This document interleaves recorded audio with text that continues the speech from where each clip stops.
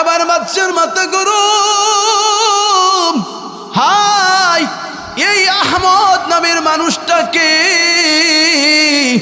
যার জন্য আল্লাহ পাক হুবহু আমার গরির কোয়ালিটি অনেকটা গড় বানায় দিছে। জাগ্রত হয়ে গেলেন, ঘুম থেকে জাগ্রত হয়ে গেলেন, লাফ দিয়ে উঠলেন। এবার রাষ্ট্রের সবাইকে ডাক দিয়া জিজ্ঞাসা করলেন, বলো দেখি এই গড়টা কার? আহমদ নামে কোনো মানুষ আমার সমাজের ভিতরে, আমার রাষ্ট্রের ভিতরে, আমার রাজমিস্ত্রির ভিতরে, যুগালির ভিতরে, মন্ত্রী পরিষদের ভিতরে কেউ আসো নাকি? কেউ দাঁড়ায় না। যারা এই আল্লাহর ঘর নির্মাণ করেছিলেন, বাদশাহ হারুন রশিদের অর্থায়নে যেই মসজিদ নির্মাণ করেছিলেন, মসজিদ নির্মাতাদের একজন যোগালী ছিল, তার নাম হলো আহমদ। আল্লাহু আকবার বলেন। আহমদ কাঁপতে কাঁপতে দাঁড়িয়ে বলে, বাদশাহ আমার নামটা হলো আহমদ, আমার নাম আহমদ।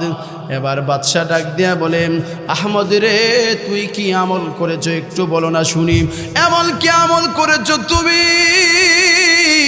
যে আমল করার কারণে আল্লাহ পাক তোমার জন্য আমার কোয়ালিটির হুবহু কোয়ালিটির একটা ঘর বানিয়ে দিয়েছেন? সুবহানাল্লাহ। এবার আহমদ থরথর করে কম্পন শুরু হয়ে গেল, বলতে পারে না। আহমদ ডাক দিয়া বলে, বাদশা আমি যদি আজকে বলি আমার গুমার ফাঁস হয়ে যাবে। আমি যখন আপনার মসজিদ নির্মাণ করছিলাম ঠিক এমন সময় আমার মনের মধ্যে বড় কষ্ট ছিল। বাদশাহ তো বাদশাহী, তার টাকা আছে, পয়সা আছে, এই জন্য সে মসজিদ বানালো, দৃষ্টিনন্দন মসজিদ, রাষ্ট্রের মধ্যে সবচেয়ে সুন্দর মসজিদ বানিয়েছে। কিন্তু আমি আহমদ তো যুগালি, আমার তো কোনো টাকা পয়সা কোনো কিছুই নাই, আমি কিভাবে মসজিদ বানাবো? রব্বুল আলামিন,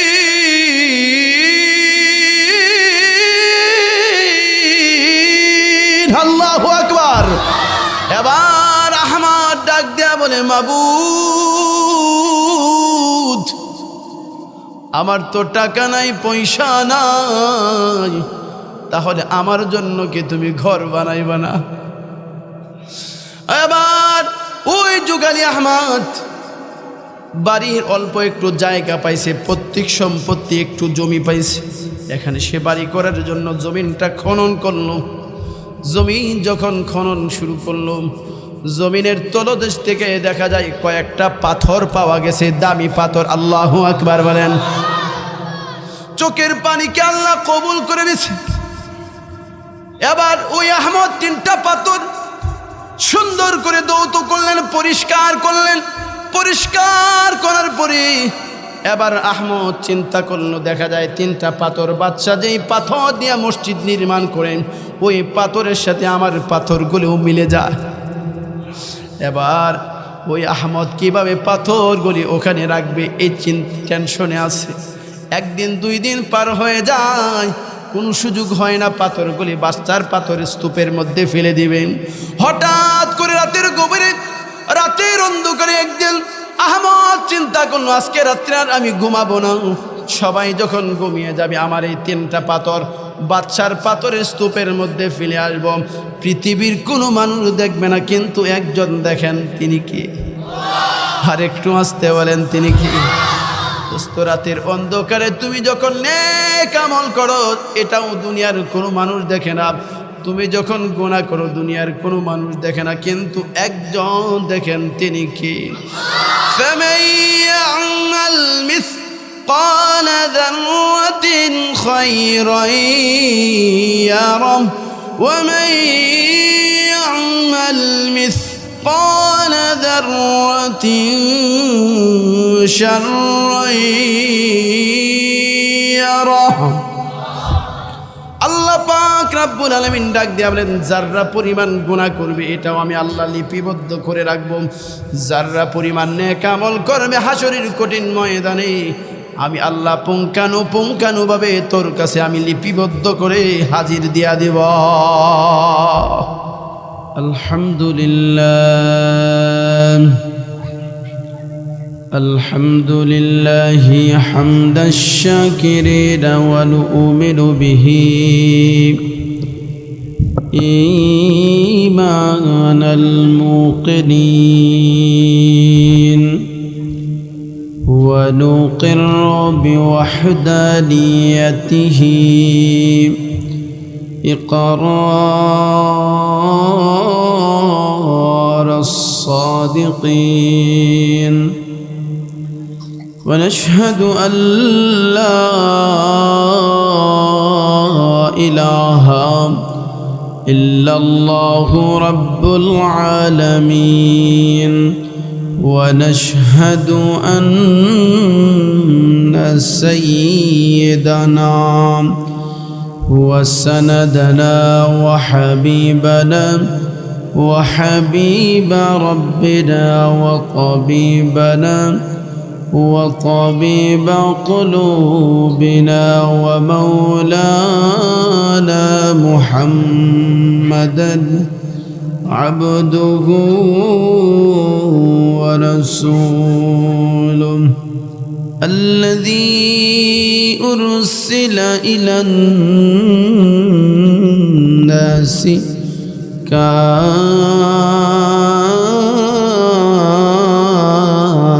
كافة بشيرا ونذيرا وداعيا إلى الله بإذنه سراجا وقمرا منيرا أما بعد فقد قال الله تعالى في كلامه المجيد والفرقان الحميد أعوذ بالله من الشيطان الرجيم بسم الله الرحمن الرحيم ألف لام ميم ذلك الكتاب لا ريب فيه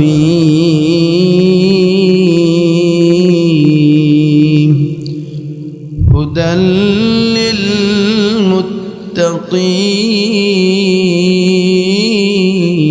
للمتقين وقال تعالى إنما يعمر مساجد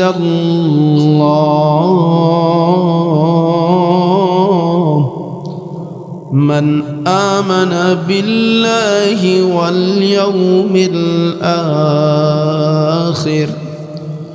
وأقام الصلاة وآتى الزكاة ولم يخش إلا الله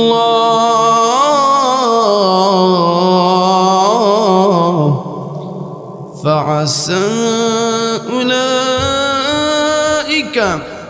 أن يكونوا من المهتدين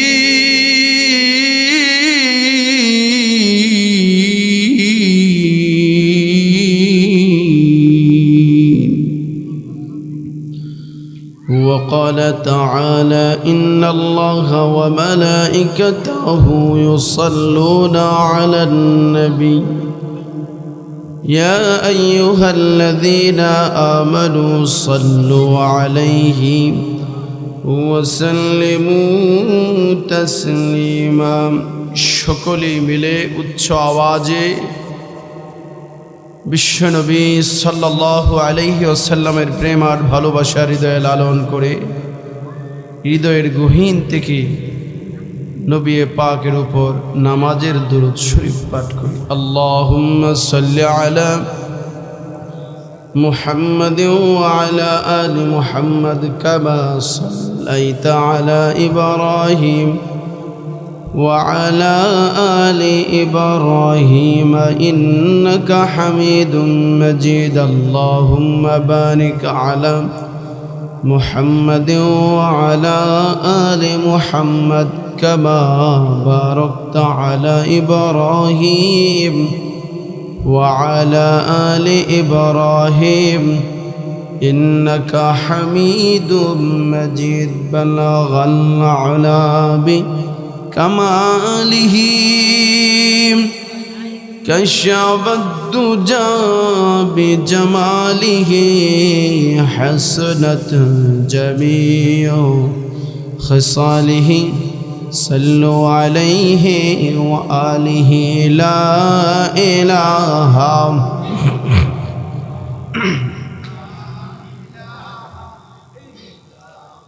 جر لا إله محبت لا إله إلا الله لا إله لا إله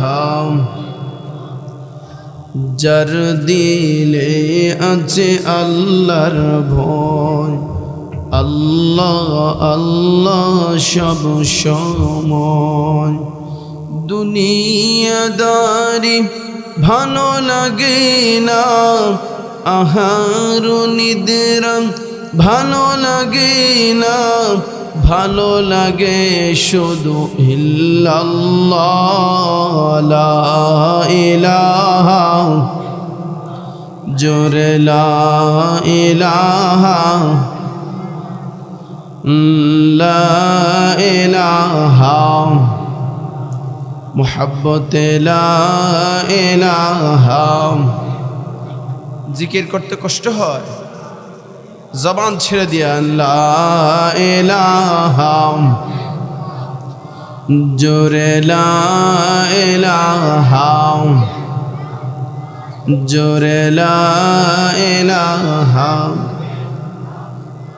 তুমি বাঁচাও তুমি মারো অবিরত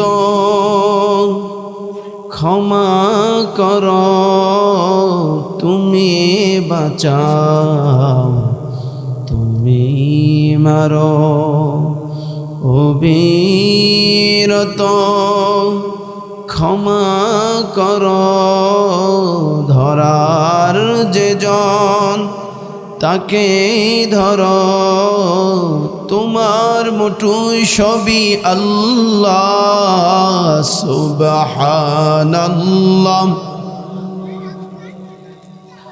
লা ইলাহা লা ইলাহা ইল্লাল্লাহু লা ইলাহা সুবহানাল্লাহ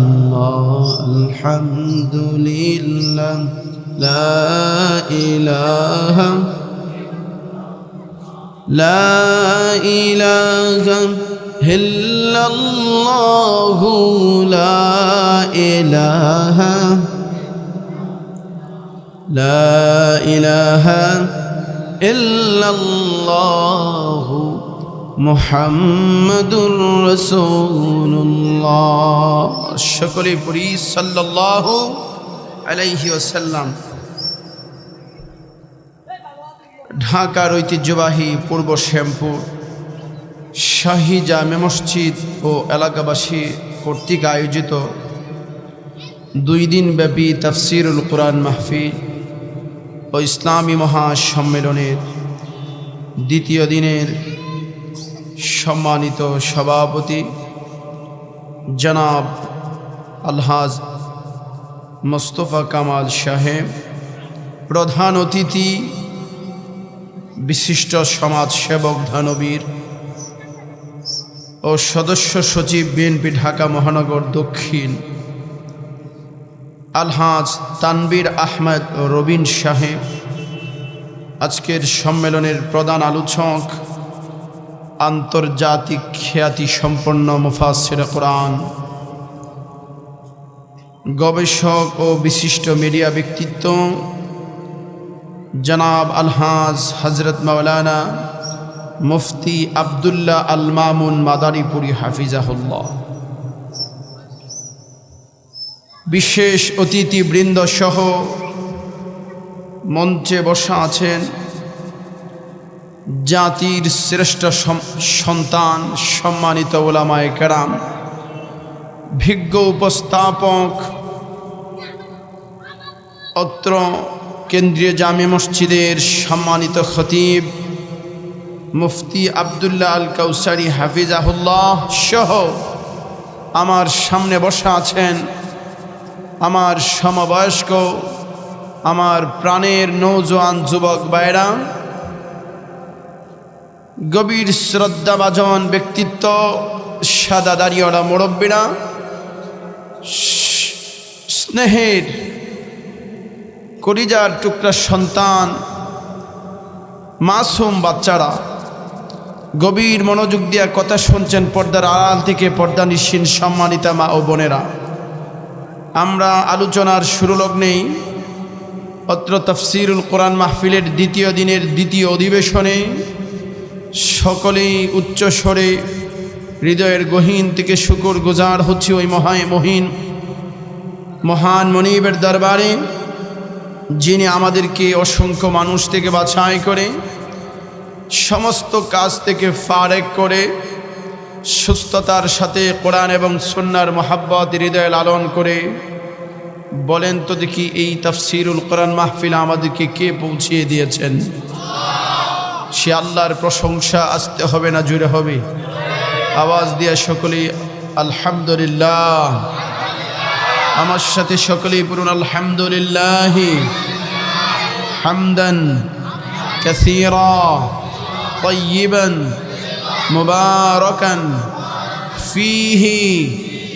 দোয়া করি, ইয়া রাব্বি লাকাল হামদু কামা ইয়ানবাগি লিজালালি ওয়াজহিকা ওয়া আযীমি সুলতানিক। আমরা সকলেই আল্লাহর কাছে মুনাজাত করি যে আল্লাহ পাক যারা কষ্ট করে শ্যামপুর পূর্ব শাহী জামে মসজিদের কর্তৃপক্ষ, ইমাম, মুয়াজ্জিন, কমিটি, এলাকাবাসী, পরিচালনা পর্ষদ সহ উপদেষ্টা পরিষদ সহ এলাকার সমস্ত নারী পুরুষের উদ্যোগে আজকের এই ইন্তেজাম, কথা বলেন ঠিক কিনা? আজকের এই তাফসীরুল কোরআন মাহফিলকে কেন্দ্র করে আল্লাহ পাক সকলকে মাফ করে দিন, বলেন আমিন। আজকের এই কোরআনের আয়োজনকে কবুল করুন, জোরে সুরে বলেন আমিন। আজকের এই কোরআনের তাফসীরকে কেন্দ্র করে জিন্দা মুর্দা আল্লাহ পাক সকলকে মাফ করে দিন, আওয়াজ দিয়া বলুন আমিন। মুহতারাম হাজিরিন, আমি আপনাদের সামনে দুইখানা আয়াত তেলাওয়াত করেছি। সূরাতুল বাকারার প্রথম অংশ হুরুফুল মুকাত্তাআত আরেকখানা আয়াত তেলাওয়াত করেছি, আর সূরাতুত তাওবার 18 নম্বর আয়াত আপনাদের সামনে তেলাওয়াত করেছি। এই দুটো আয়াতকে সামনে রেখে আপনাদের সাথে কিছু কথা বলা এবং শোনা, আমাকে আপনাদের সকলকে বোঝার আমলের তৌফিক দান করুন, আওয়াজ দেয়া বলুন আমিন। মুহতারাম হাজিরিন, আমাদের সামনে যেই কিতাব, বলেন তো দেখি এই কিতাবের নাম আল কোরআন। আলহামদুলিল্লাহ, সকলেই চিনেন বুঝেন, মাশাআল্লাহ। আপনারা ঢাকার মানুষ, আপনারা শিক্ষিত সমাজ, আপনাদের অনেক জ্ঞান গরিমা আছে। পরিবারের, সমাজের প্রত্যেকটা মানুষ শিক্ষিত হয়, পড়ালেখা করেন, স্কুল, কলেজ, ইউনিভার্সিটিতে পড়াশোনা করেন, মাদ্রাসায় পড়ুয়া অনেক আলেম ওলামা ছাত্র ভাইরা আছেন। আল্লাহ পাক সকলকে সঠিক সমাজ দান করুন, আওয়াজ দিয়া বলুন আমিন। আল কোরআন আল্লাহ পাক নাজিল করেছেন, পৃথিবীতে যত কিতাব নাজিল হয়েছে তন্মধ্যে সর্বশ্রেষ্ঠ, সবচেয়ে উত্তম, সর্বশ্রেষ্ঠ কিতাবের নাম হলো আল কোরআন, কথা বলেন ঠিক কিনা? পৃথিবীতে যত লেখক গবেষক আছে কিতাব রচনা করে, বিভিন্ন বই পুস্তক রচনা করে, কি করে না, অনেক কিতাব রচনা করে।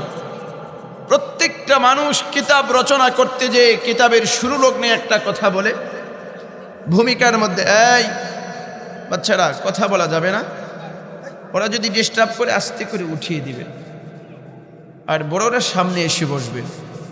কারণ যেহেতু তাফসির মাহফিল, এখানে কিন্তু কোনো কিচ্ছা কাহিনী বলে আপনাদেরকে আমি বুঝ দিতে পারবো না। ডাইরেক্ট কোরআন থেকে কথা বলতে হবে। কথা বলেন ঠিক কিনা? এই জন্যে বাচ্চারা, বাবারা, তোমরা ডিস্টার্ব করো না। মাশাআল্লাহ, আস্তে আস্তে প্যান্ডেল ভরে যাচ্ছে। আল্লাহ পাক সকলকে, এখন পর্যন্ত যারা আসেন নাই, সকলকে আসার তৌফিক দান করুন। একটা কথাও বলা যাবে না। যত কিতাব রচনা করে পৃথিবীর মানুষ, প্রত্যেকটা মানুষ ভূমিকার মধ্যে একটা কথা বলে যে আমি যেই কিতাব রচনা করেছি, লিপিবদ্ধ করেছি, এই কিতাবে ভুল থাকতে পারে, সংশয় সন্দেহ থাকতে পারে, আমার উদ্ধৃতির মধ্যে, আমার তত্ত্বের মধ্যে ভুল থাকতে পারে। যদি কারো কোনো পাঠক মহোদয়ের নিকট ধরা পড়ে, সংশোধন করে দিবেন, পরবর্তী সংস্করণে আমরা সংশোধন করে নিব, এই কথাটা লেখা থাকে। কথা বলেন ঠিক কিনা? কিন্তু আল্লাহ পাক রব্বুল আলামিন আমাদেরকে এমন এক কিতাব দিয়েছেন, যেই কিতাবের শুরু লগ্নেই আলহামদু সূরার পরেই সূরাতুল বাকারার শুরু লগ্নে আল্লাহ পাক চ্যালেঞ্জ ছুড়ে মেরেছেন, পৃথিবীর মানুষ শুনো, আমি এমন এক কিতাব নাজিল করেছি যেই কিতাবের মধ্যে কোনো ভুল নাই, কোনো সংশয় নাই, কোনো সন্দেহ নাই। সুবহানাল্লাহ বললেন না? এমনকি এই কথা বলার আগে আল্লাহ পাক সূরাতুল বাকারার শুরু লগ্নে আল্লাহ পাক বলেন আলিফ লাম মিম। এগুলিকে কোরআনের ভাষায়, তাফসীরের ভাষায় বলা হয় হরুফুল মুকাত্তাআত, খণ্ড খণ্ড অক্ষর। পৃথিবীর কোনো মানুষ, কোনো তাফসীর, কোনো মুফাসসির এই অক্ষরগুলির অনুবাদ, তাফসীর, ব্যাখ্যা, বিশ্লেষণ জানে না। সুবহানাল্লাহ বললেন না? মানে আপনি কিতাব শুরু করলেন, তেলাওয়াত আল্লাহর কালাম, যেটার অর্থ পৃথিবীর কোনো মানুষ জানে না, এটার ব্যাখ্যা, বিশ্লেষণ, তাফসীর পৃথিবীর কোনো মুফাসসির জানে না। কিন্তু জানেন কি? সমস্ত মুফাসসিরিনে কেরাম বলেন আল্লাহ এবং তার রাসূলই ভালো জানেন। কেউ কেউ বলেন এগুলি আল্লাহ এবং তার রাসূলের গোপন বৈঠক, গোপন আলোচনা। সুবহানাল্লাহ বললেন না? শুধুমাত্র এই কথাগুলি আল্লাহ পাক রব্বুল আলামিন সূরাতুল বাকারার শুরু লগ্নে বলেছেন, বিষয়টা এমন না। কোরআনে কারীমের বিভিন্ন সূরার শুরু লগ্নে আল্লাহ পাক রব্বুল আলামিন এই হরফুল মুকাত্তাআত শব্দ ব্যবহার করেছেন। মুহতারাম হাজিরিন, এই আয়াতের মধ্যে আল্লাহ পাক বলেন আলিফ লাম মিম। যেহেতু এই অক্ষরগুলির অর্থ জানে না, তাহলে আপনারা কি মনে করেন এটা যদি কেউ তেলাওয়াত করে সওয়াব পাবে না? জোরে বলেন, পাবে কি পাবে না? অবশ্যই সওয়াব পাবে, কোনো সন্দেহ নাই। আল্লাহ পাক জায়গায় জায়গায় হরফুল মুকাত্তাআত শব্দ ব্যবহার করেছেন। সূরাত ইউসুফের শুরুতে আল্লাহ পাক বলেন আলিফ লাম র। আল্লাহ পাক রব্বুল আলামিন অন্যান্য সূরার মধ্যে বলছেন, সূরাত মারইয়ামে ডাক দিয়া বলেন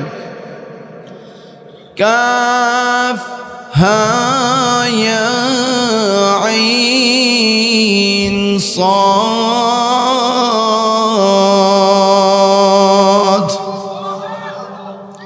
কোথাও আল্লাহ পাক নবী আলাইহিস সালাতু ওয়াস সালামের চরিত্রের বর্ণনা করতে যে আল্লাহ পাক কসম খেয়ে বলছেন, সূরাতুল কলম আল্লাহ পাক বলেন পারা নম্বর 29, আল্লাহ বলেন নুন।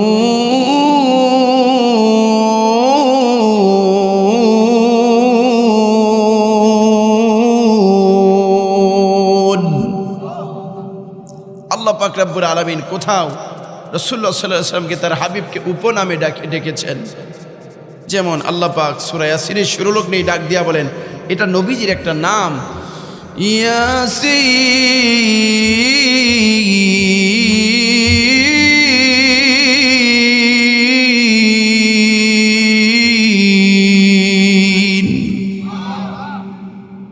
কোরআনে কারীম আছে না নাই?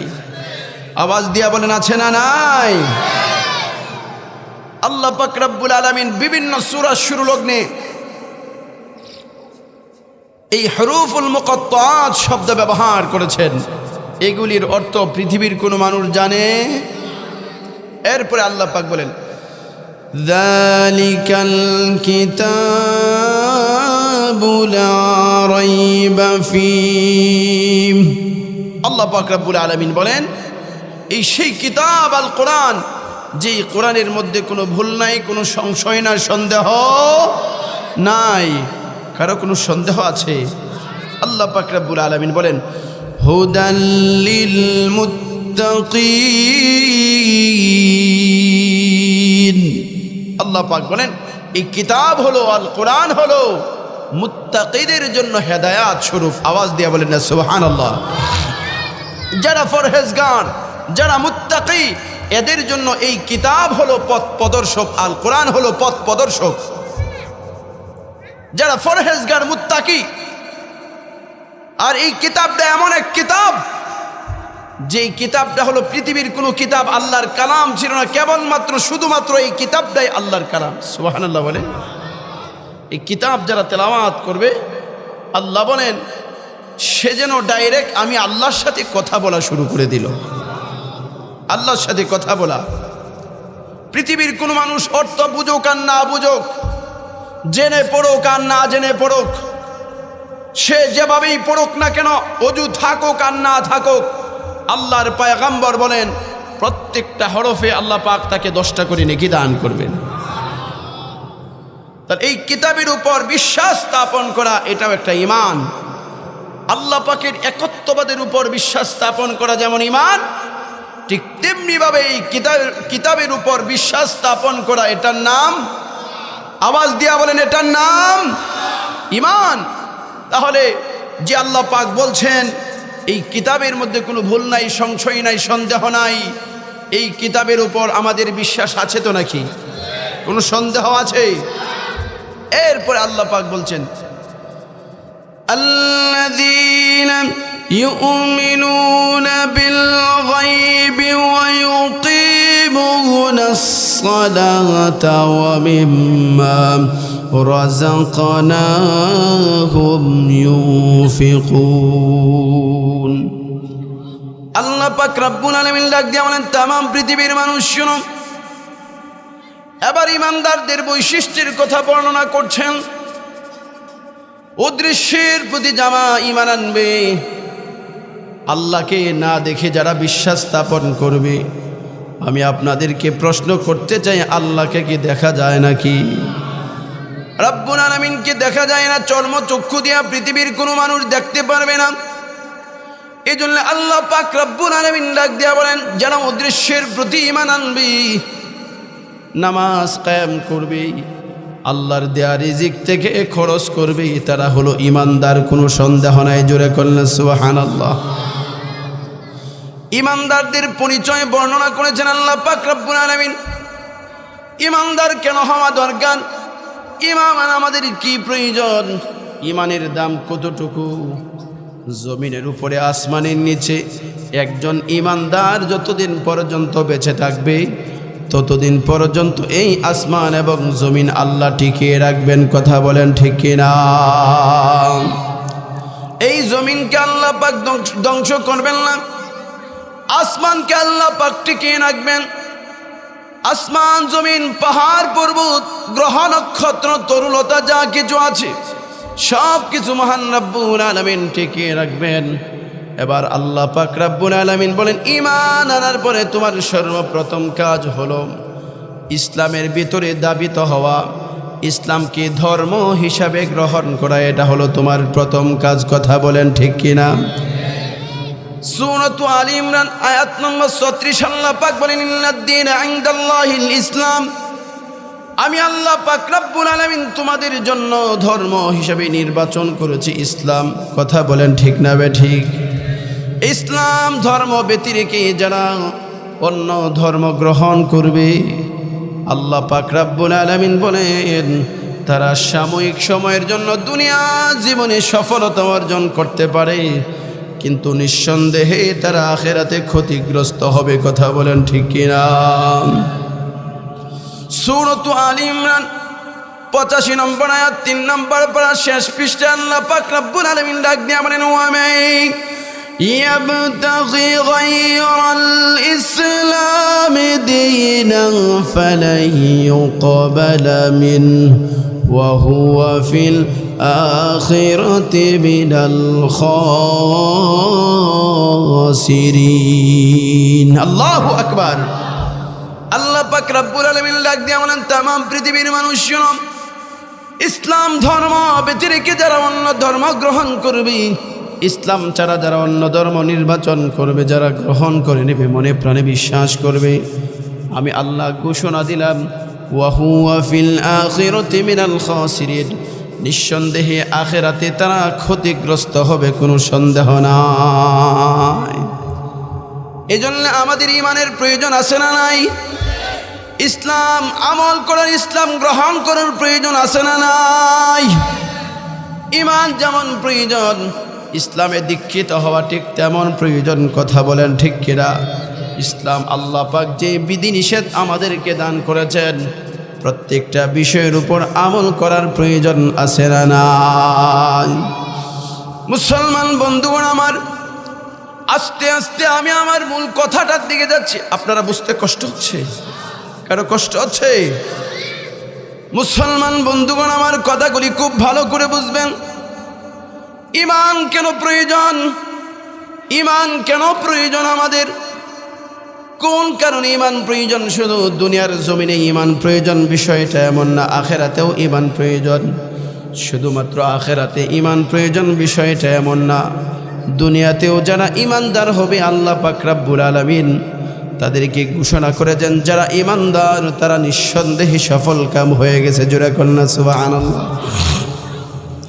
পারা নম্বর 58 পৃষ্ঠা নম্বর 1, আল্লাহ পাক রব্বুল আলামিন সূরাতুল মুমিনুনের প্রথম আয়াতে ডাক দিয়ে বলেন, ক্বাদ আফলাহাল মুমিনুন।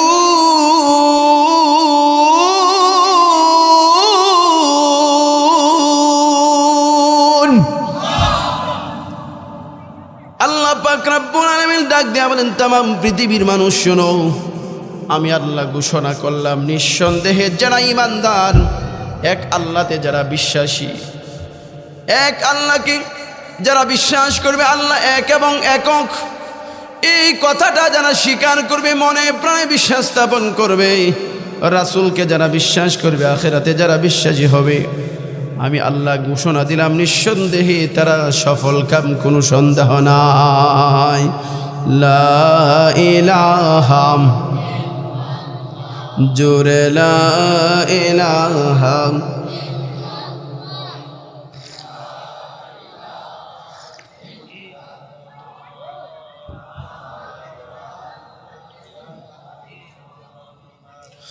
মুসলমান বন্ধুগণ আমার, ভালো করে বুঝবেন, আল্লাহ পাক রব্বুল আলামিন ঈমানদারদের জন্য সার্টিফিকেট দিয়ে দিলেন, যারা বিন্দু মাত্র সরিষার দানা পরিমাণ ঈমান নিয়ে দুনিয়ার জমিনে বসবাস করবে তারা সফল কাম হয়ে গেছে।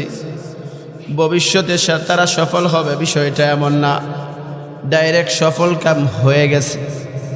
সুবহানাল্লাহ কইতেন না? আলহামদুলিল্লাহ বলেন।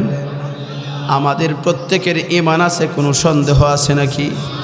কার কার ঈমান আছে হাত উঠিয়ে দেখান। নারায়ে তাকবীর, নারায়ে তাকবীর। আমাদের ঈমান আছে, আলহামদুলিল্লাহ বলেন। আলহামদুলিল্লাহ। আল্লাহ পাক আমাদেরকে না চাইতে ঈমান দান করেছেন। আল্লাহ পাক রব্বুল আলামিনের কথা আর দুনিয়ার বাস্তবতার সাথে আমরা কোনোভাবেই মিল করতে পারছি না। কেন পারছি না? আল্লাহ পাক রব্বুল আলামিন বলছেন ঈমানদাররা সফল কাম, কিন্তু আজকে তামাম দুনিয়া জুড়ে যদি তাকায় দেখি, সবচেয়ে বেশি সংখ্যায় মুসলমানদের সংখ্যা সবচেয়ে বেশি। অন্য ধর্মের চাইতে ইহুদি বলেন, খ্রিস্টান বলেন, বৌদ্ধ বলেন, নাসারা বলেন, হিন্দু বলেন, যত ধর্মাবর্ণ আছে সমস্ত ধর্মের মানুষের মধ্য থেকে ইসলাম ধর্মের কালিমাওয়ালা মানুষ কম না বেশি? কম না বেশি? কিন্তু তামাম পৃথিবীর দিকে যেদিকেই তাকাই একটা জিনিসে আমাদের লক্ষণীয় হয়। প্রত্যেকটা জায়গায়, প্রত্যেকটা রাষ্ট্রের মধ্যে তাকাইলে দেখা যায় আজকে বর্তমান জামানায় মুসলমানরা নিপীড়ন, নির্যাতনের শিকার, মজলুমের শিকার। কথা বলেন ঠিক কিনা? জায়গায় জায়গায় মুসলমানরা অপমানিত হচ্ছে, নির্যাতিত হচ্ছে, নিপীড়িত হচ্ছে। আমরা যদি তাকায় দেখি আমাদের পার্শ্ববর্তী রাষ্ট্র কাশ্মীরের মুসলমান নির্যাতিত। কথা বলেন ঠিক কিনা? শুধু তাই না, মায়ানমারের মুসলমান, আমগো দেশে প্রায় 10 থেকে 12 লক্ষ 14 লক্ষ মুসলমান আমগো দেশে লজিং থাকে। কথা বলেন ঠিক কিনা?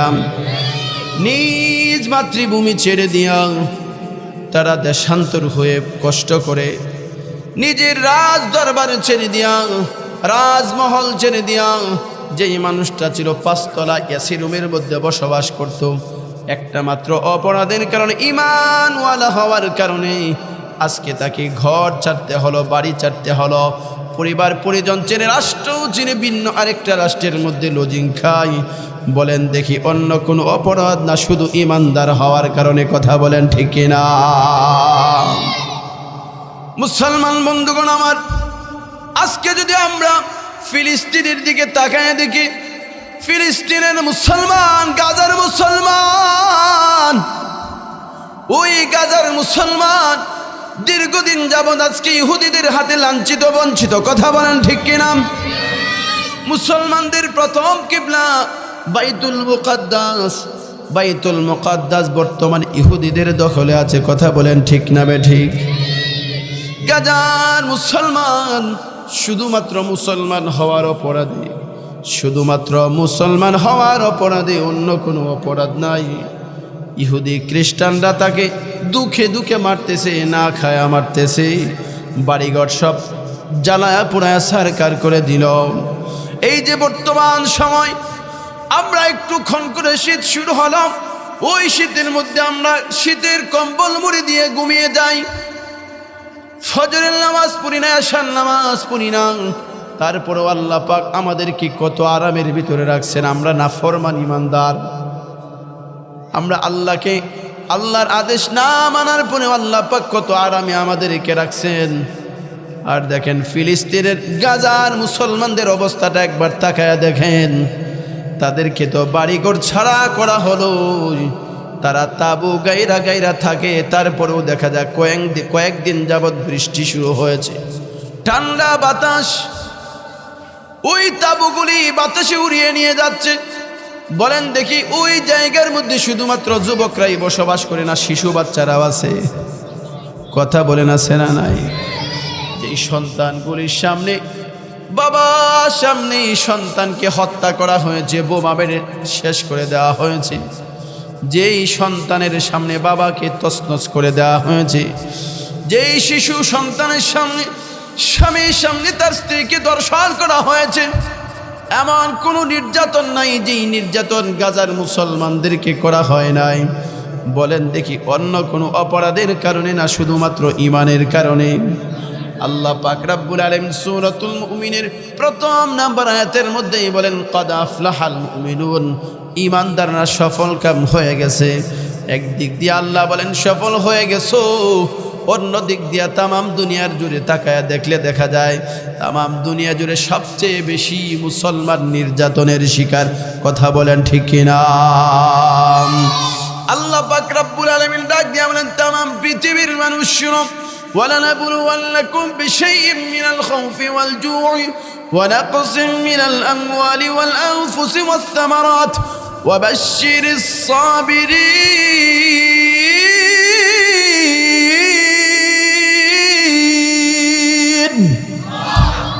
আল্লাহ পাক রব্বুল আলামিন ডাক দিয়ে বলেন, তামাম পৃথিবীর মানুষ শুনো, আমি আল্লাহ তোমাকে ঈমান দান করলাম, মুহাব্বত করলাম, ভালোবেসে তোমাকে আমি আল্লাহ ঈমান দিলাম। দুনিয়ার জমিনটাই তোমার জন্য শেষ ঠিকানা না, আখিরাতে তোমার জন্য হলো জান্নাত, হলো তোমার আসল ঠিকানা। কথা বলেন ঠিক কিনা? আমরা সকলেই জান্নাতে যাব। দুনিয়ার জমিনে যদি ছোট্ট একটা পুরস্কার দেওয়া হয়, এই পুরস্কারের জন্যই পরীক্ষা আছে না নাই? জোরে বলেন। এই যে শিশু বাচ্চা আল্লাহ পাকের 99টা নাম উপস্থাপন করেছে, পাঠ করেছে, এই শিশু বাচ্চাটা দ্বিতীয় শ্রেণীতে পড়েই তাকে যে পুরস্কার দেওয়া হয় তারও ইন্টারভিউ আছে না নাই?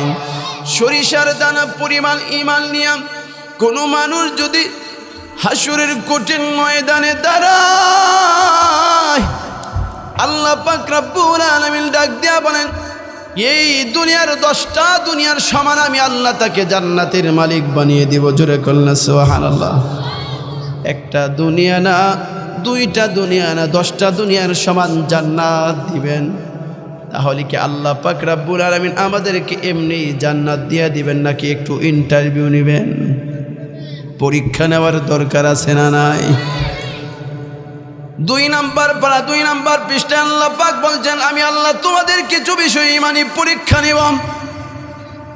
বিশাইইম মিনাল খাউফ,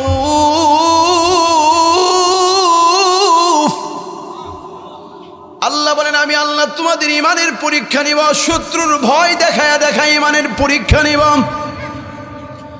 আমি আল্লাহ দেখতে চাই তুমি কি শত্রুর ভয়ের সামনে, তুমি কি কাফের বেঈমানদের ভয়ের সামনে, তলোয়ারের সামনে, আঘাতের সামনে তুমি কি ইমানদার ঠিক থাকো কিনা, ইমান হারা হয়ে যাও।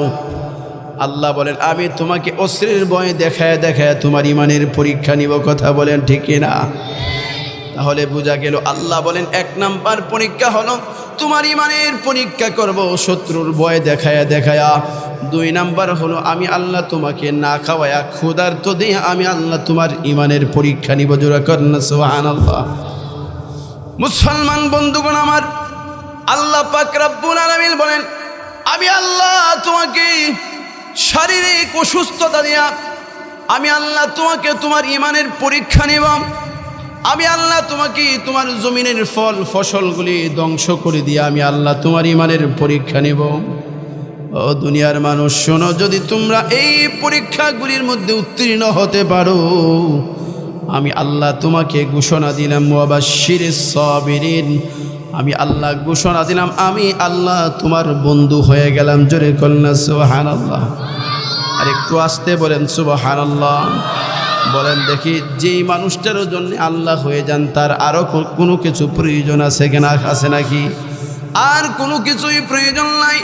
তাম দুনিয়া জুড়ে আজকে যে আল্লাহ পাক ইমানের পরীক্ষা নিচ্ছেন, আসলে এটা অপমান অপদস্থ না, ইমানি পরীক্ষা। কথা বলেন ঠিক কিনা?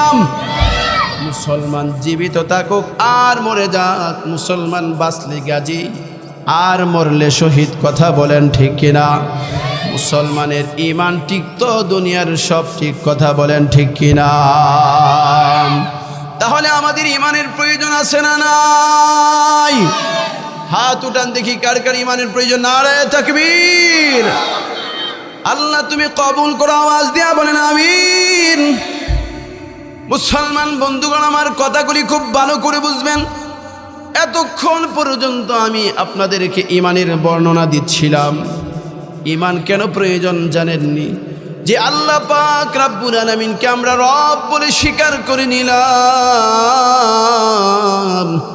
সে মহান রব্বুল আলামিনের একটা ঘর আছে, তার নাম হলো বাইতুল্লাহ। কথা বলেন ঠিক কিনা? মুসলমান বন্ধুগণ আমার ভালো করে বুঝবেন, যেই আল্লাহকে আমরা রব বলে স্বীকার করে নিয়েছি, মহান রব্বুল আলামিন তামাম দুনিয়ার মানুষের জন্যেই একটা ঘর বানিয়েছেন, ঘরটার নাম হলো বাইতুল্লাহ। কথা বলেন ঠিক কিনা? আর একটু আস্তে বলেন ঠিক না বে ঠিক? দুনিয়ার জমিনে সর্বপ্রথম যেই ঘর বানিয়েছেন সেই ঘরের নাম হলো বাইতুল্লাহ। আল্লাহ পাক রব্বুল আলামিন বলেন দুনিয়ার জমিনে আমি আল্লাহ এই ঘরটাকে সর্বপ্রথম বানিয়েছি। জোরে কন্যা সুবহানাল্লাহ। পারা নম্বর 4 পৃষ্ঠা নম্বর 1 সূরাতু আলে ইমরান। আল্লাহ পাক রব্বুল আলামিন ডাক দিয়া বলেন ইন্না আউওয়ালা বাইতিন উদিআ লিন-নাস লাল্লাযী বিবাক্কাতা মুবারাকান ওয়া হুদাল লিল আলামিন।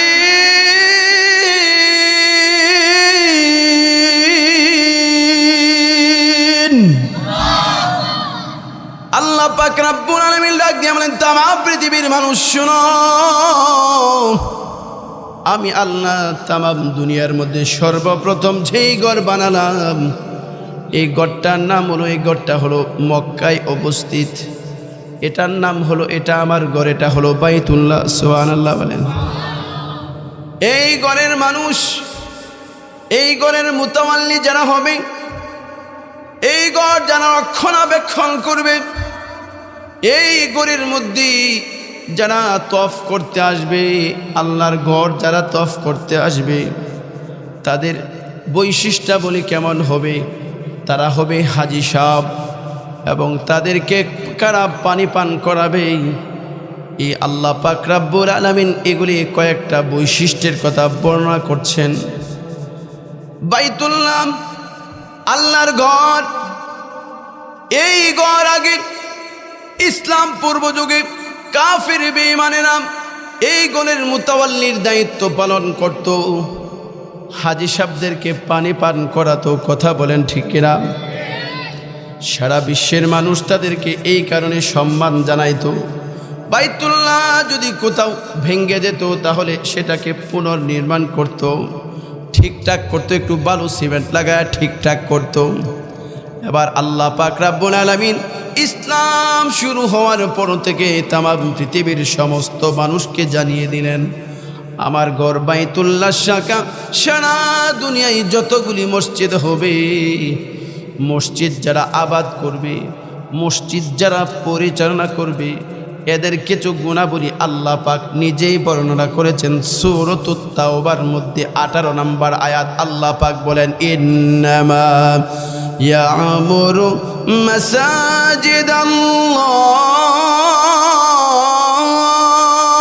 মাসাজিদাল্লাহ মান আমানা বিল্লাহি ওয়াল ইয়াউমিল আখির ওয়া আকামাস সালাতা ওয়া আতাজ যাকাত ওয়া লাম ইয়াখশা ইল্লাল্লাহ।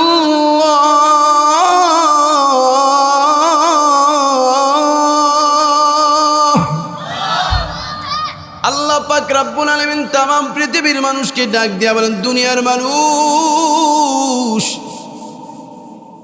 আমি আল্লাহর ঘর বাইতুল্লাহর শাখা মসজিদগুলি কারা আবাদ করবে জানুনি, কারা পরিচালনা করবে জানুনি? যাদের মধ্যে 5টা গুণ থাকবে। জোরে বলেন কয়টা? আর একটু আস্তে বলেন কয়টা? 5টা গুণ যেই মানুষের মধ্যে থাকবে, ওই মানুষগুলির দায়িত্ব কর্তব্য হলো তারা মসজিদগুলি আবাদ করবে, মসজিদ পরিচালনা করবে। আল্লাহু আকবার বলেন।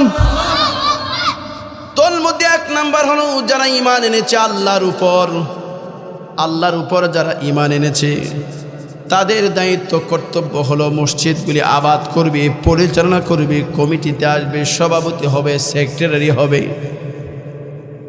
কোষাধ্যক্ষ হবে, সদস্য হবে। দুনিয়ার কোনো কাফের বেঈমান কোনো মসজিদের সভাপতি হওয়ার যোগ্যতা নাই, কথা বলেন ঠিক কিনা? আর প্রমাণ হলো সূরাতুত তাওবার 17 নম্বর আয়াতের মধ্যে আল্লাহ পাক বলেন, মা কানা লিল মুশরিকিন আইয়ামুরু মাসাজিদাল্লাহ। আল্লাহ পাক রব্বুল আলামিন আইয়ামুরু মাসাজিদাল্লাহি শাহিদিনা আলা আনফুসিহিম বিল কুফর। আল্লাহ পাক রব্বুল আলামিন বলেন, তামাম পৃথিবীর মানুষ শোনো, মক্কা থেকে শুরু করে তামাম দুনিয়া জুড়ে কোনো কাফের বেঈমান আমার ঘরের শাখা বাইতুল্লাহ শাখা মসজিদের কোনো সভাপতি বলেন, সেক্রেটারি বলেন, যত কোটিপতি হোক না কেন, ইমানদার ছাড়া কোনো বেঈমান মসজিদ কমিটিতে আসতে পারবে না। জোরে কন্যা সুবহানাল্লাহ। তার কারণ কি জানেননি? ওই মক্কার মুশরিকরা আল্লাহর পয়গম্বর যখন কালিমার দাওয়াত দেওয়া শুরু করলেন, নবীজির বিরুদ্ধাচরণ করে তারা তাদেরকে দাবি করে আমরা সবচেয়ে বেশি সম্মানী মানুষ, কারণ আমরা বাইতুল্লাহর মুতাওয়াল্লি, আমাদের হাতে বাইতুল্লাহর চাবি থাকে, আমরা হাজী সাহেবদেরকে পানি পান করাই, আমরা বাইতুল্লাহ পুনর্নির্মাণ করি, আমাদের চাইতে দুনিয়াতে আর কোনো মানুষ সম্মানী হতে পারে না। ওই আল্লাহ পাক রব্বুল আলামিন মুশরিকদের ভ্রান্ত চিন্তা কি তছনছ করে দিয়ে আল্লাহ পাক ডাক দিয়া বলেন, এই দুনিয়ার মানুষ যদি আমার ঘরের মুতাওয়াল্লি হতে চায়, আমার ঘরের কেউ কোনো মানুষ যদি কমিটিতে আসতে চায়, কেউ যদি মসজিদ আবাদ করতে যায়, 1 নাম্বার গুণাবলী থাকতে হবে তার ঈমান। কথা বলেন ঠিক কিনা? তাহলে মসজিদ আবাদের 1 নাম্বার, আবাদকারীর 1 নাম্বার বৈশিষ্ট্য কি হবে? ঈমান। কথা বলেন ঠিক কিনা? 1 নাম্বার হবে ঈমানদার, আল্লাহর উপর ঈমান। দুই নাম্বার হলো ওয়াল ইয়াউমিল আখির, আখিরাতের প্রতি যারা বিশ্বাস স্থাপন করবে তারা আল্লাহর ঘরের কমিটিতে আসবে, সেবায় আসবে, পরিচালনায় আসবে। সুবহানাল্লাহ বলেন। তিন নাম্বার হলো আকামাস সালাহ। তিন নাম্বার গুণাবলী হলো সেই ব্যক্তিটা হবে নামাজি, বেনামাজি হবে না। যদি কোনো মানুষ বেনামাজি থাকে তাহলে সে দায়িত্ব পাওয়ার পরে কোনোদিন আর নামাজ ছাড়বে না। কথা বলেন ঠিক কিনা? আল্লাহ তৌফিক দান করুন। আওয়াজ দিয়া বলেন আমিন। ওয়া আকামাস সালাতা ওয়া আতাজ যাকাত। আল্লাহ পাক রব্বুল আলামিন বলেন, মসজিদ পরিচালনা পর্ষদের দায়িত্ব যারা পালন করবে তারা হবে ঈমানদার, তারা হবে আল্লাহতে বিশ্বাসী, তারা হবে আখিরাতে বিশ্বাসী। তিন নাম্বার হলো তারা হবে নামাজি। চার নাম্বার হলো তারা হবে যাকাত দেনেওয়ালা। সুবহানাল্লাহ কইতেন না? যাকাত আদায়কারীরা মসজিদের আবাদকারী হবে।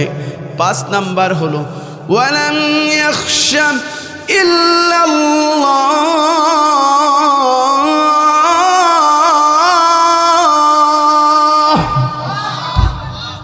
পাঁচ নাম্বার হলো আল্লাহকে ছাড়া পৃথিবীর কাউকে ভয় পাবে না। কথা বলেন ঠিক কিনা?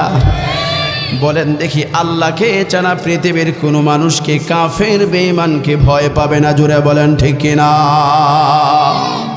আল্লাহকে ভয় করবে। মসজিদ নির্মাণ করতে যে, মসজিদের কোনো আইন প্রণয়ন করতে যে কোনো রক্ত চক্ষুকে ভয় পাবে না, শুধুমাত্র ভয় পাবে একজনকে। তিনি কে? আর একটু আসতে বলেন, গুনাহ হইতে পারে, তিনি কে? বলেন তো দেখি, যেই জবান দিয়ে উচ্চারণ করছে আল্লাহ, সেই জবানের মালিক কে? যেই জমিনে বসে আছি সেই জমিনের মালিক কে? যে আসমানের নিচে বসা সেই আসমানের মালিক কে? তাহলে মুমিন ভয় পাবে কাকে? আল্লাহকে ছাড়া কাউকে ভয় পাবে না। কথা বলেন ঠিক কিনা? সারা দুনিয়া জুড়ে এটা ইমামের দায়িত্ব না, শুধুমাত্র ইমামের দায়িত্ব না, শুধুমাত্র মসজিদের খতিবের জিম্মাদারি না। কোনো নাস্তিক মুরতাদ যদি ইসলামের বিপক্ষে কথা বলে, ইমামের আগে, খতিবের আগে মসজিদের সভাপতি দাঁড়িয়ে বলবে আজকে ওই নাস্তিকের বিরুদ্ধে মিছিল হবে, মিটিং হবে। কথা বলেন ঠিক না? আর একটু আসতে বলেন ঠিক না বে ঠিক? কোনো পৃথিবীর নাস্তিক মুরতাদ, কোন রাসূলের দুশমন যদি নবীজির চরিত্র নিয়ে গালি দেয়, তাহলে সর্বপ্রথম মুসল্লি বের হওয়ার আগে কমিটি নিন্দা জানাইতে হবে। জোরে বলেন ঠিক কিনা? এটা ইমানদারের দায়িত্ব। কারণ মসজিদ কমিটিতে যারা আছে তারা সবচেয়ে বেশি ইমানদার। কথা বলেন ঠিক কিনা? আমি আপনাদেরকে আহ্বান করব, আপনারা ঢাকা শহরের মানুষ, আপনাদেরকে আল্লাহ পাক যেমনিভাবে জ্ঞান গরিমা দিয়েছেন, অর্থ বিত্ত দিয়েছেন, আপনাদেরকে মসজিদের জন্য কবুল করেছেন, সেবার জন্য কবুল করেছেন। কথা বলেন ঠিক কিনা? কারণ এই মসজিদ নির্মাণ করতে যে, এই মসজিদ নির্মাণ সাধারণ কোনো মানুষ করেন নাই। মসজিদ নির্মাণ করেছেন আমাদের জাতির পিতা ইব্রাহিম আলাইহিস সালাম। কথা বলেন ঠিক কিনা? মিল্লাতা আবিকুম ইব্রাহিম হুয়া সাম্মাকুমুল মুসলিমিন।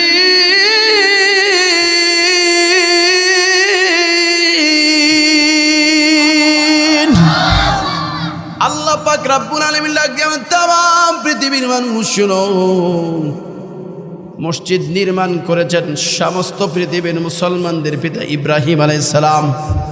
যারা দুনিয়ার জমিনে মসজিদ নির্মাণ করবে, হাসরের কঠিন ময়দানে ইব্রাহিম এবং ইসমাইল আলাইহিস সালাতু ওয়াস সালামের পাশেই থাকবে। কথা বলেন ঠিক কিনা? তাহলে বোঝা গেল শুধু আল্লাহতে বিশ্বাসী হইলেই হবে না। এক আল্লাহর উপর যেমনি ভাবে ঈমান আনলাম, আখিরাতের প্রতি ঈমান আনলাম, নামাজ পড়লাম, যাকাত দিলাম, আল্লাহকে ছাড়া কাউকে ভয় করলাম না। দ্বিতীয় নাম্বার কাজ হবে প্রত্যেকটা সমাজের রন্ধ্রে রন্ধ্রে, প্রত্যেকটা সমাজে, প্রত্যেকটা পাহারা মহল্লার মধ্যে, প্রত্যেকটা জায়গার মধ্যে মসজিদ তৈরি হবে মুসলমানদের। কথা বলেন ঠিক কিনা? এমন একদিন আসবে থেকে ঘোষণা হবে আগামীকাল কালিমার দাওয়াত শুরু হবে, এই জায়গা থেকে ওই জায়গা পর্যন্ত সমাজের বিচার পরিচালনা হবে সংসদ থেকে না, মসজিদের মিম্বার থেকে মুসলমানদের অধিকারের পক্ষে কথা বলা হবে। আওয়াজ দিয়ে বলেন ঠিক না? মুসলমান, এটা হলো মুসলমানদের ঐতিহ্য আর স্বকীয়তা, এটাই হলো মুসলমানদের বিজয়।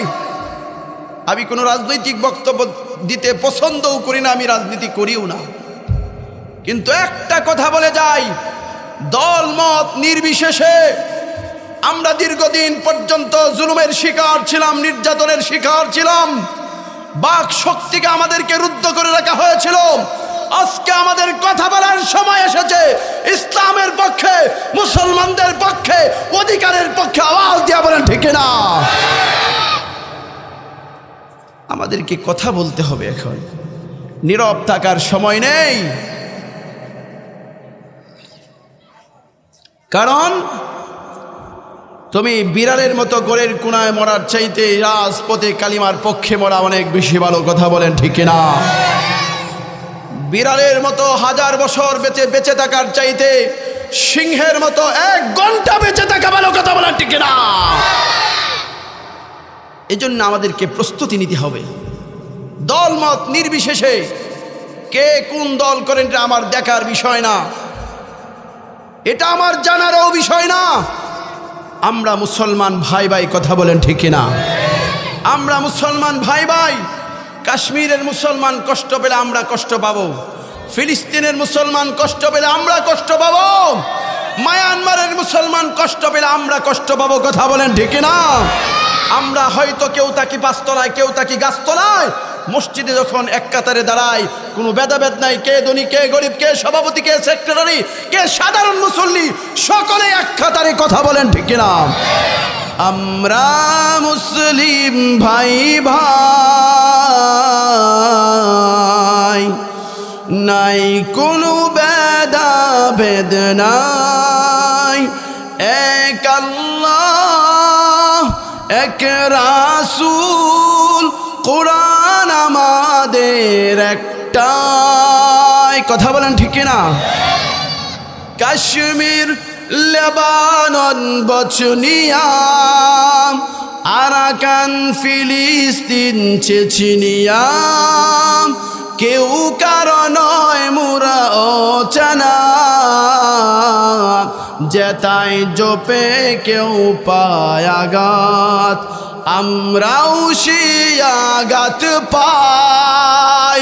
আমরা মুসলিম ভাই ভাই, বলেন আমরা মুসলিম ভাই ভাই, নাই কোনো ভেদাভেদ নাই, এক আল্লাহ এক রাসূল, কোরআন আমাদের একটাই। কথা বলেন ঠিক না? রাজপথে যে কোনো সময় যে কোনো মুসলমান ডাক দিবে মুসলমানদের পক্ষে, ইসলামের পক্ষে, অধিকারের পক্ষে রাজপথে নামতে রাজি আছি তো ইনশাআল্লাহ। আল্লাহ আমাদের তৌফিক দান করুন। আওয়াজ দিয়া বলেন আমিন। আপনাদের কষ্ট হচ্ছে, কষ্ট হচ্ছে আপনাদের, আর 2-4 মিনিট চললে কি আপনাদের কষ্ট হবে? মুসলমান বন্ধুগণ আমার, এই জন্য আসুন, আমাদের 1 নম্বর কাজ হলো আল্লাহকে স্বীকার করব, আখিরাতকে বিশ্বাস করব, রাসূলের প্রতি আমরা ঈমান আনবো, ইসলামের প্রতি দীক্ষিত হব, আমরা নামাজ পড়ব, যাকাত দিব, আল্লাহকে ছাড়া পৃথিবীর কোনো মানুষকে ভয় করব না। কথা বলেন ঠিক না? আল্লাহকে ছাড়া পৃথিবীর কোনো মুসলমান কাউকে ভয় পাবে না, কাউকে পরোয়া করবে না। আওয়াজ দেয়া বলেন ঠিক না? 6 নম্বর আরেকটা কাজ করব, তাম পৃথিবীর সমস্ত মুসলমানদের জিম্মাদারি হলো বাইতুল্লাহ নির্মাণ করব। রাজি আছেন তো ইনশাআল্লাহ? কারা কারা রাজি আছেন হাত উঠিয়ে দেখেন। নারে তাকবীর! আল্লাহ তুমি সবাইকে কবুল করো। আওয়াজ দিয়া বলেন আমিন। বাদশাহ হারুনুর রশিদ নাম শুনেছেন কখনো আপনারা? তিনি দীর্ঘদিন পর্যন্ত রাষ্ট্র পরিচালনা করেছেন। এবার শেষ মুহূর্তে এসে তিনি কিন্তু সাধারণ কোনো রাষ্ট্রপ্রধান ছিলেন না, তিনি একজন মুহাক্কিক, দ্বীনের বুঝমান, একজন বুজুর্গ আল্লাহওয়ালা তাহাজ্জুদ গুজার রাষ্ট্রপ্রধান ছিলেন। তিনি শুধু মুখে বলতেন যে আমি তাহাজ্জুদ পড়ি, বিষয়টা এমন না, তিনি বাস্তবিক অর্থেই তাহাজ্জুদ গুজার ছিলেন। কথা বলেন ঠিক না? এবার বাদশাহ হারুন রশিদ চিন্তা করলেন যে আমি সমাজের জন্য, রাষ্ট্রের জন্য অনেক কিছুই করেছি, এবার আমি এককভাবে, একক সিদ্ধান্তে, একক অর্থায়নে আমি একটা কাজ করব। কয়টা? জোরে বলেন কয়টা? এদিক সেদিক নজর হবে না, সকলের নজর আমার দিকে। যদি এদিক সেদিক তাকান তাহলে হঠাৎ করে আমি চলে যাব।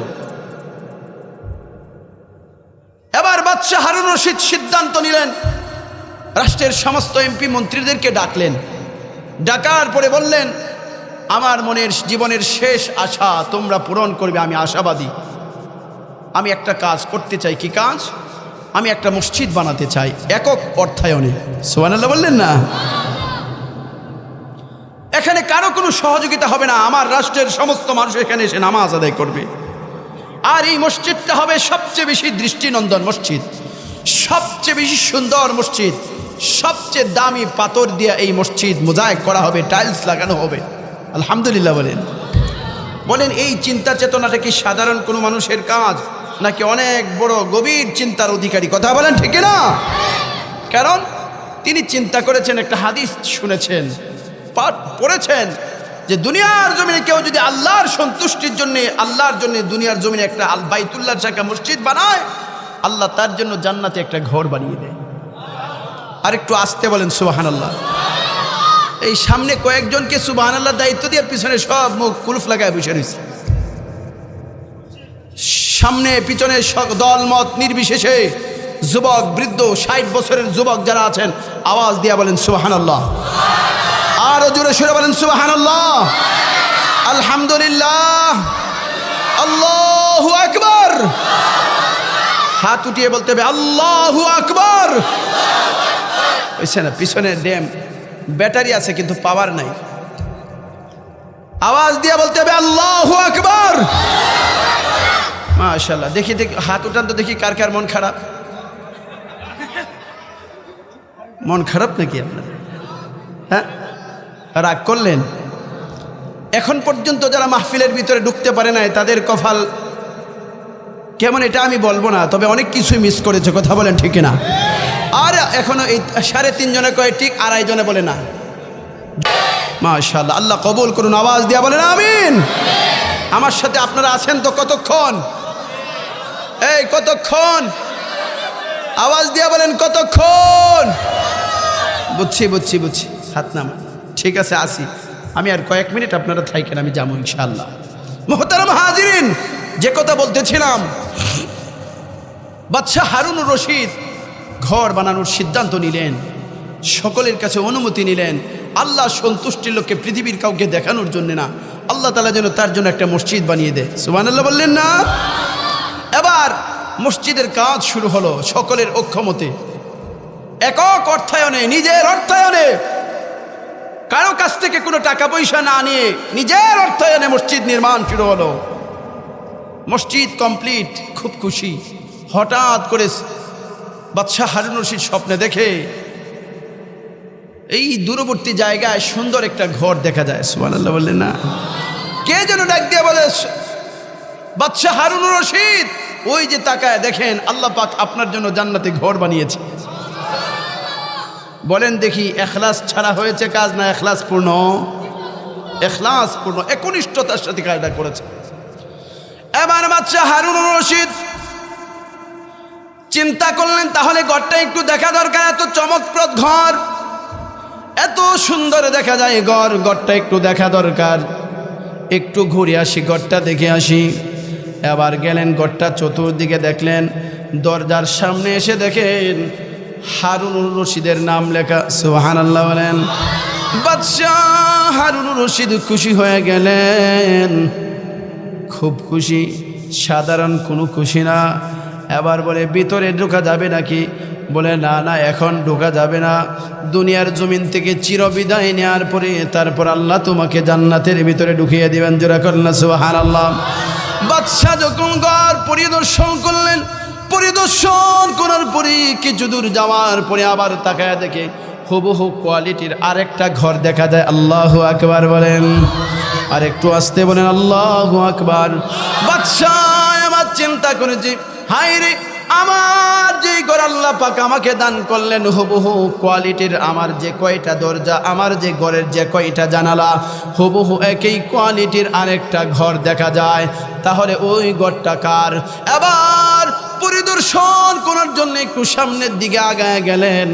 আগানোর পরই এবার তাকায় দেখে সুন্দরভাবে ঘর পরিদর্শন করলেন। দরজার কাছে যাইতে দেরি হয়, দরজার কাছে যায় দেখি নাম দরজার মধ্যে হারুনুর রশিদ নাম, এই দরজার মধ্যে নাম লেখা, নামটা হলো আহমদ। আওয়াজ দিয়ে কন্যা সুবহানাল্লাহ। এবার বাচ্চার মাথা গরম, হাই এই আহমদ নামের মানুষটাকে, যার জন্য আল্লাহ পাক হুবহু আমার ঘরের কোয়ালিটি অনেকটা ঘর বানায় দিছে।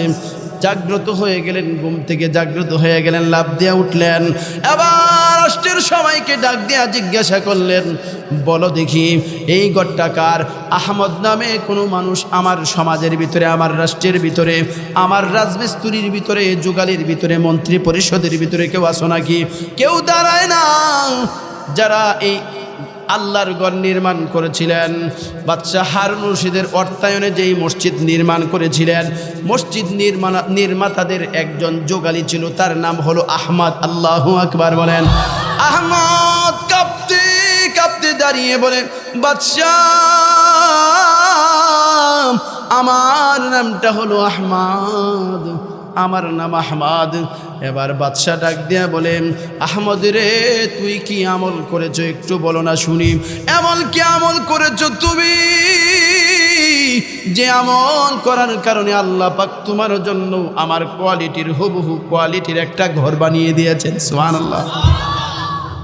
এবার আহমদ থরথর করে কম্পন শুরু হয়ে গেল, বলতে পারে না।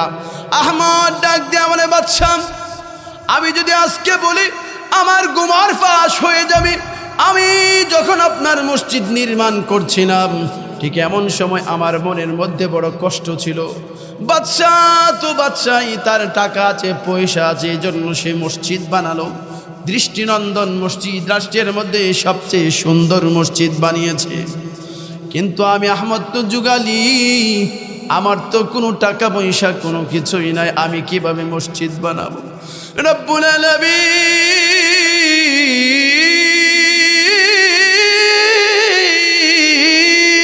আল্লাহু আকবার। এবার আহমদ ডাক দেয়া বলে, মাবুদ আমার তো টাকা নাই, পয়সা নাই, তাহলে আমার জন্য কি তুমি ঘর বানাইবা না? এবার ওই যুগালী আহমদ বাড়ির অল্প একটু জায়গা পাইছে, প্রত্যেক সম্পত্তি একটু জমি পাইছে, এখানে সে বাড়ি করার জন্য জমিনটা খনন করলো। জমিন যখন খনন শুরু করলো, জমিনের তলদেশ থেকে দেখা যায় কয়েকটা পাথর পাওয়া গেছে, দামি পাথর। আল্লাহু আকবার বলেন।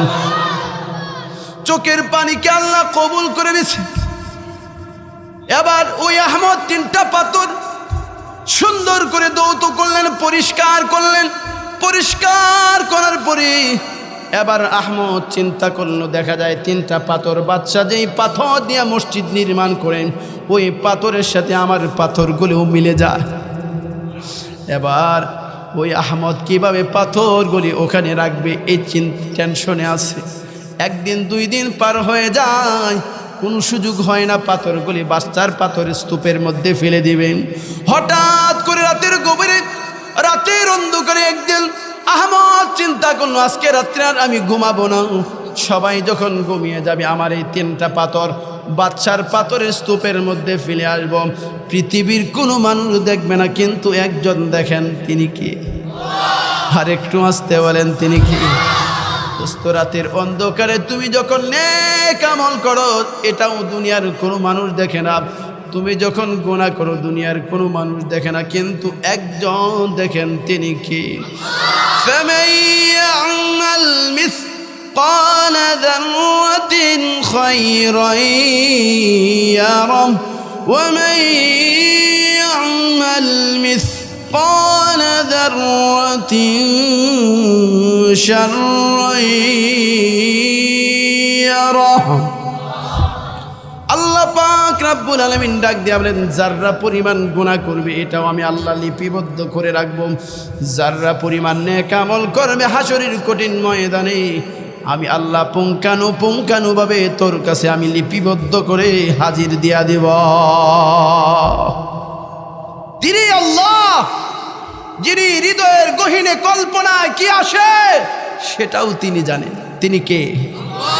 জবান ছেড়ে দিয়া বলেন মুহাব্বতে তিনি কে? তিনি হলেন আল্লাহ। আহমদ তিনটা পাথর বাদশার পাথরের স্তূপের মধ্যে নিক্ষেপ করলেন। পৃথিবীর কোনো মানুষ দেখলো না, তিনি চুপচুপ করে চলে আসলেন, ঘুমিয়ে গেলেন, পৃথিবীর কেউ জানে না। কিন্তু এই বাদশার মসজিদ নির্মাণ করতে যে আরেকজন সহযোগী হয়ে গেল, তার নামে আহমদ। কথা বলেন ঠিক না? মুসলমান বন্ধুগণ আমার ভালো করে বুঝবেন। এবার বাচ্চা ডাক দিয়া বলে, হে আহমদ, আমি পুরা মসজিদ নির্মাণ করলাম, আল্লাহর কাছ থেকে একটা ঘর পেয়ে গেলাম। এবার তুমি যে তিনটা পাথর দিলে আল্লাহ সন্তুষ্টির জন্য তুমি তিনটা পাথর দিলে রে, ওই যে তিনটা পাথর পৃথিবীর কোনো মানুষ দেখে নাই, কিন্তু আল্লাহ পাক তোমার তিনটা পাথরকে পছন্দ করছেন, মসজিদ নির্মাণের জন্য কবুল করে নিয়েছেন। তোমার তিনটা পাথরকে কবুল কইরা হুবহু আমার ঘরের কোয়ালিটি তোমার জন্য আল্লাহ পাক জান্নাতে একটা ঘর বানিয়ে দিয়েছেন। জোরে কন্যা সুবহানাল্লাহ।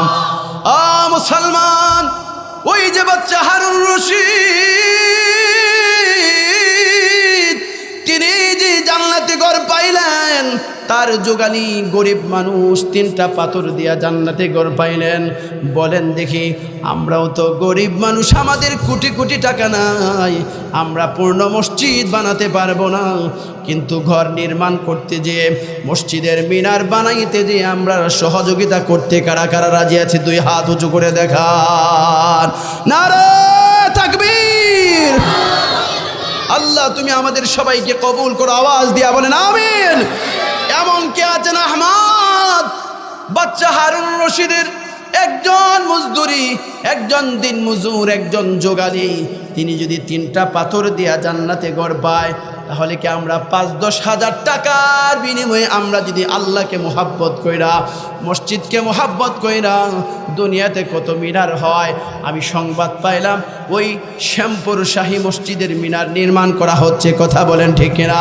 হাসরের কঠিন ময়দানে যদি আমার কিছু টাকার বিনিময়ে যদি হাসরের মাঠে এই মিনারটা জলমল করে, তাহলে হয়তো আল্লাহ পাক রব্বুল আলামিন মিনারটা দেখায়া আমাকে আপনাকেও জান্নাতের ঘরের মালিক বানাতে পারেন। কথা বলেন ঠিক কিনা?